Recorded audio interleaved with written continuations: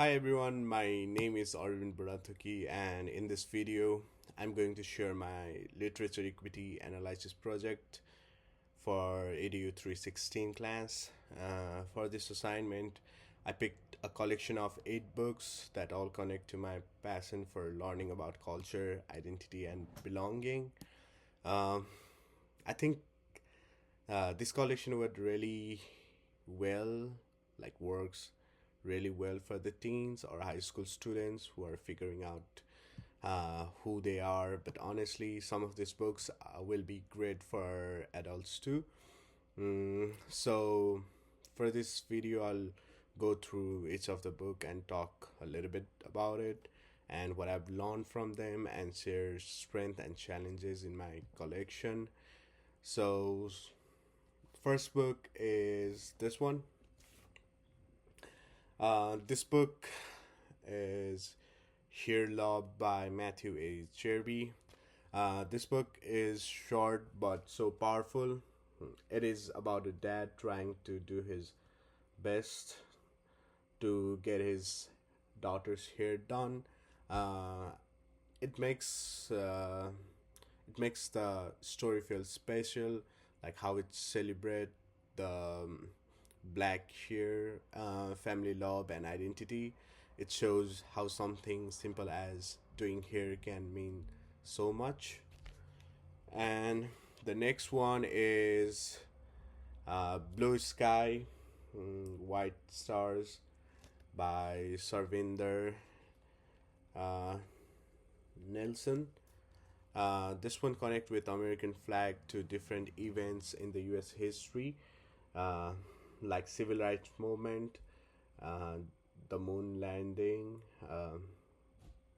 It uses really strong images to show how diverse America is and how U.S. represent more. The U.S. flag represent more than one story. The next one is White Look, What Looked Like a Crazy on an Ordinary Day by Pearl Clays. This novel follows Ava, a woman living with HIV who goes back to her hometown to start fresh. It deals with uh, really heavy themes like stigma, illness, and community, but it also shows the resilience and finding new purpose. Um, let's go to another one. The next one is Cultural Shock, uh, India by Gitanjali Koland.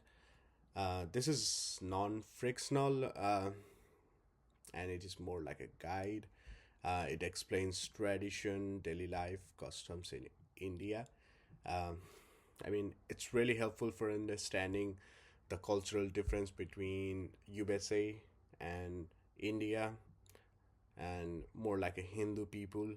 So how they live, it's mentioned over here, and how is it like different from rest of the world. So going on to the next one. The next one is The Secret Keeper of Jaipur by Alka Joshi. Uh, this story take place in 1960. 1960s in India. It's about Malik and Lakshmi who uncover corruption about after the building collapse. So it mixes the mystery with culture, and it shows ambition, survival, and how society works during that time. And I'll go with the next one. The next one is Anita Diamant, Day After Night. So this book is based on real history. It follows 4 women who survived in the Holocaust and are now in the camp in Israel. It is a story of trauma, but also a hope and trying to build, rebuild life again. And the second last one is Black Birdfly by Erin Entrakeli. So this is about Apple, a Filipino American girl who gets bullied at school, and she got left out, but she finds confidence through music and her new friendship. It's about learning to accept yourself and be proud of who you really are. And going to the last one is Skippy Dies by Paul Murray. So this novel take place at an Irish boys' school. Uh, Skippy dies in the beginning, and then the story shows how his friends and teacher um, deal with it. It's funny at times, but also really sad. It shows what growing up can look alike. Mm, yeah, and one thing I like about this collection, it's that it shows a lot of different voice and culture. Both books like uh, Here Love and Blackbird Fly celebrates identity in positive way. Like others like Day After Night or Keeper, The Secret Keeper of Jaipur, shows global perspective and history. Together, these books really dig into themes of identity, resilience, and belonging. And I'm, but there are some gaps. My collection doesn't really have much about LGBTQ plus representation, people with disability, or blended families.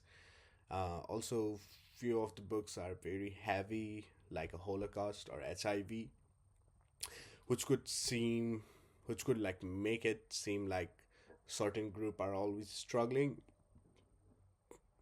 That's something I would want to balance out more in the future. And I think the positive representation really matters. So, like I said, for Blood Fly, Blackbird Fly, Apple is shown as creative and talented, not just a kid who get bullied. Um, he's a Filipino boy, so he get bullied. That makes the story uplifting and affirming. On the other hand, what looks like a crazy on an ordinary day is most likely illness and stigma. Uh, it is an important story, but uh, it is the only one you read. It might make you feel people have different perception with the person with HIV, or they are defined by their illness.